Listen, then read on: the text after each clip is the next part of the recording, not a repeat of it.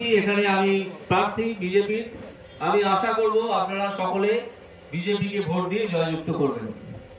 আমার এখানে বলার মতো সবচেয়ে গুরুত্বপূর্ণ একটাই কথা আছে, যেহেতু আমি অনেক মহিলাদের দেখছি, সেটা হচ্ছে যে তৃণমূল কংগ্রেস আপনারা জানেন চোর শেষর ভাওতাবাজদের একটা দল।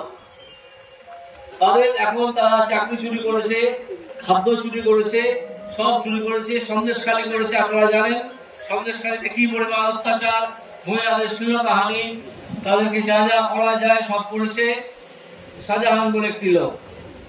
এবং মমতা ব্যানার্জি সেই শাহজাহানকে এখনো পর্যন্ত সমর্থন করছেন। আপনারা জানেন তো সন্দেশখালীর ঘটনা, আপনারা জানেন তো। এইবার তাদের কিছু প্রচার করার নেই, বলার নেই, মানুষের সামনে কিছু বলার মুখ নেই, তাও তারা বলতে আসছে একটা কথা খুব গুরুত্বপূর্ণ জেনে রাখুন। তারা বলছে যে মমতা ব্যানার্জি যদি না যেতে, মানে মমতার দল যদি হেরে যায়, তাহলে লক্ষ্মীর ভান্ডারটা কি বন্ধ হয়ে যাবে। এটা আপনারা জেনে রাখুন সর্বৈব মিথ্যে কথা, এটা সম্পূর্ণ মিথ্যে কথা। এই ভাওতাবাজিতে আপনারা বিশ্বাস করবেন না। তার কারণ হচ্ছে এই টাকা যেটা লক্ষ্মীর ভান্ডার হিসেবে দেওয়া হয়, সেটা মমতা ব্যানার্জির বাপের টাকা নয়, সেটা আসে পশ্চিমবঙ্গ সরকারের কোষাগার থেকে। সেই টাকা মমতা ব্যানার্জির ভাইপোর বাপের টাকা নয়, সেটাও আসে পশ্চিমবঙ্গ সরকারের কোষাগার থেকে। পশ্চিমবঙ্গ সরকার থেকে যে টাকা আসে কোষাগার থেকে, এই 1000 টাকা বা 1200 টাকা, সেই টাকাটা আপনারা জেনে রাখবেন অত্যন্ত কম। সারা ভারতবর্ষে যেখানে যেখানে এই স্কিমটা চালু আছে, সরাসরি মানুষের হাতে টাকা পৌঁছে দেওয়ার স্কিম, সেখানে আসামে পায় 3000 টাকা, উত্তরপ্রদেশে এবং রাজস্থানে পায় 3500 টাকা। আমাদের নেতা শুভেন্দু অধিকারী এবং সুকান্ত মজুমদার এর মধ্যে ঘোষণা করেছেন, আমিও সে তারই প্রতিধ্বনি করে বলছি যে আমরা ক্ষমতায় আসব পশ্চিমবঙ্গে। এই ভোটটা তো পশ্চিমবঙ্গে আসার ভোট না, এই ভোটটা হচ্ছে কেন্দ্রীয় সরকারের ভোট। কিন্তু তৃণমূল সরকার কম আসন পেলে তারা নিজেরাই ভেঙে যাবে। আমাদের ধারণা আমরা এখানে ডিসেম্বর মাসের মধ্যে ক্ষমতায় আসবো। যদি তা নাও আসি তাহলে 2026-এ তো আসবোই। কে আটকাবে? তৃণমূল তো উধাও হয়ে যাবে। আমরা এলে এইখানে চালু করব অন্নপূর্ণার ভান্ডার। সেখান থেকে প্রতিটা মহিলা যারা এই টাকা পান, যারা ভবিষ্যতে পাবেন, তাদের জন্য 3000 টাকা ন্যূনতম দেওয়া হবে।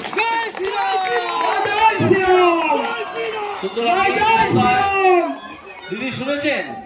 ন্যূনতম 3000 টাকা আমরা দেবো, ওরা 1000 টাকা দেয়। আপনারা শুনে রাখুন, এই ভাওতাতে আপনারা বিশ্বাস করবেন না, কান দেবেন না। ওদেরকে জিজ্ঞেস করবেন টাকাটা কার, তোমরা যেটা দিচ্ছ 1000 দিচ্ছ কেন? অসমে তো 3000 দেয়, মধ্যপ্রদেশে রাজস্থানে তো 3500 টাকা দেয়, তোমরা 1000 টাকা দিচ্ছ কেন? 1000 টাকা দিচ্ছে, তার কারণ হচ্ছে পশ্চিমবঙ্গ সরকারের কোষাগারে টাকা আসার আগেই সেটা খরচ হয়ে যায়, টাকা চুরি করে নেয়, টাকা খরচ হয়ে যায়। আর এই যে টাকা কোষাগারে আসে, সেটা আপনার টাকা, আমার টাকা। এটা সংক্ষেপে আপনাকে বোঝাই।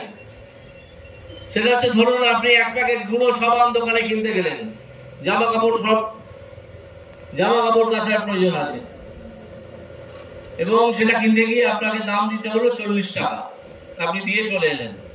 এই 40 টাকার মধ্যে 8 টাকা হচ্ছে ট্যাক্স। আপনি জানতে পারলেন না, আপনার জানার দরকার নেই, কারণ এই ট্যাক্স দিতেই হবে। এই ট্যাক্সের টাকার 4 টাকা পেলে পশ্চিমবঙ্গ সরকার, গুঁড়ো সাবানটা কিন্তু কিনেছেন আপনি, 4 টাকা পেলে পশ্চিমবঙ্গ সরকার, 4 টাকা চলে গেল কেন্দ্রীয় সরকারে।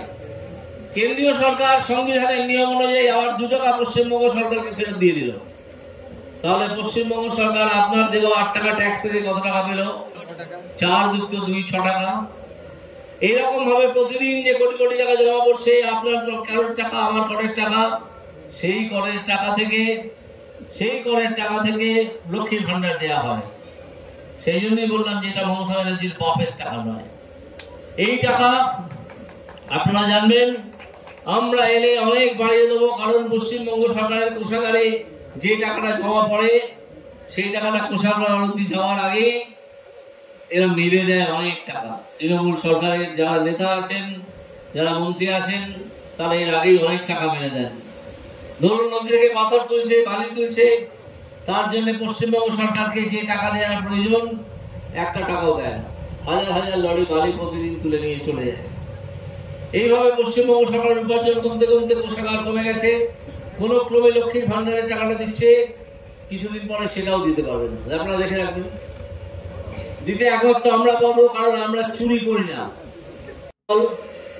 বিজেপির কেউ এই টাকা চুরি করবে না, চুরি করতে পারবেও না, কারণ বিজেপি একটা শৃঙ্খলাবদ্ধ দল হিসেবে প্রতিটা বিষয়ে তাদের নেতারা নজর রাখে এবং কর্মীরা অত্যন্ত সৎ।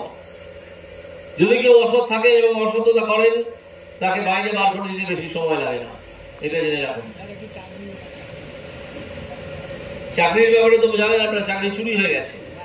এই তৃণমূল সরকারি চাকরি চুরি করেছে। এই যে 26,000 শিক্ষকের চাকরি চলে গেছে, তার কারণ হচ্ছে তৃণমূল সরকারকে যখন বলা হয়েছিল যে তোমরা জানো যে কারা কারা ভুয়ো চাকরি করছে, ভুয়ো নাম্বার পেয়ে 12 পেয়েছে, চাকরি করার কথা নয়, 72-এর চাকরি পাওয়ার কথা, বা তাকে 12 চাকরিটা বেছে দিয়েছো 8 লাখ 10 লাখ টাকা নিয়ে, সেই তালিকা তৃণমূল বা তার নেতারা দিতে পারেননি, দেয়নি। আজকে বলছে সুপ্রিম কোর্টে নাকি জমা দেবে, আজকে সুপ্রিম কোর্টে মামলা আছে, দেয় কিনা দেখি, আমরা অপেক্ষা করবো।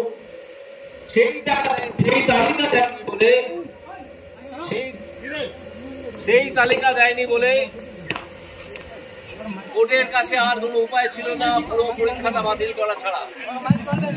এই পরীক্ষা বাতিল করতে বাধ্য হয়েছে কোর্ট। এবং কেন হয়েছে? কারণ তৃণমূল সরকার সম্পূর্ণ তথ্য কোর্টকে দেয়নি। এখন বলছে যে হ্যাঁ এটা দেওয়া যাবে। এটা যদি এখন দেওয়া যায়, তাহলে আজ থেকে 2 মাস আগে দেওয়া গেল না কেন?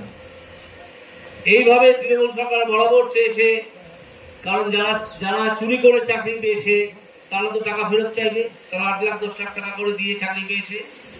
যে দালালদের মাধ্যমে টাকা গেছে তাদেরকে গাছে বেঁধে পিঠে পেটাবে মানুষ। এই ভয়তে তৃণমূল সরকার ওই চোরদের বাঁচাতে চায়, দালালদের বাঁচাতে চায়। সেই জন্য এই গন্ডগোলটা সৃষ্টি করেছে, যাতে 36,000 মানুষের চাকরি চলে যায়। আমাদের নেতা নরেন্দ্র মোদীজি বলেছেন যে আমরা চেষ্টা করব, আমরা পদক্ষেপ নেব যে যাতে 36,000-এর চাকরি না যায়। যারা যোগ্য প্রার্থী তাদের পাশে আমরা আছি, যোগ্য প্রার্থীরা ভয় পাবেন না, তাদের পাশে বিজেপি দাঁড়িয়েছে। বিজেপি সেই জন্য একটা আইনজীবীদের নিয়ে সেল তৈরি করেছে। আমরা দেখবো কতদূর কি করা যায়। তো আপাতত এইটুকু থাকুক।